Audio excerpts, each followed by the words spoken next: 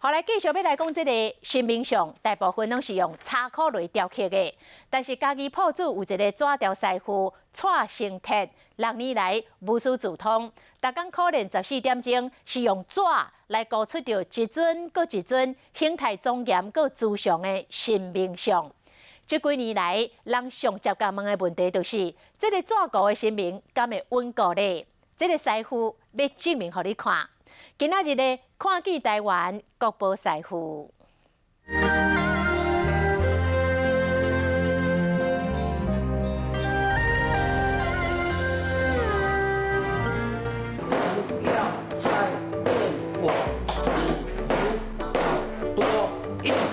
这雕像半成品，不管安怎讲，拢袂歹。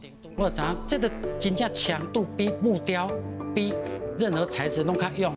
经常拢会讲无耐用、无坚固，讲做是纸糊的，但师傅蔡成底直接证明互你看，这纸糊比你所想也较定。报纸了后一张一张，然后甲抹糊啊，一直向顶面打起嚟，这形体渐渐浮现。再来看这漆金漆类，这么水的冰天观，同款是纸糊的。费工就对了哈。对，尤其像这顶的设计，它镂空的地方太多了。如果贴金箔当然是可以，可是它耗费的金箔数会非常的多。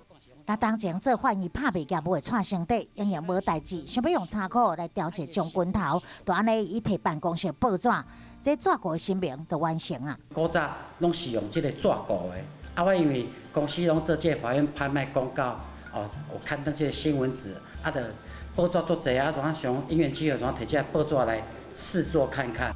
无师自通，练出好手艺，打造出一尊一尊活灵活现的形象。除了有了感觉，也阁有伊坚强意志力的精神。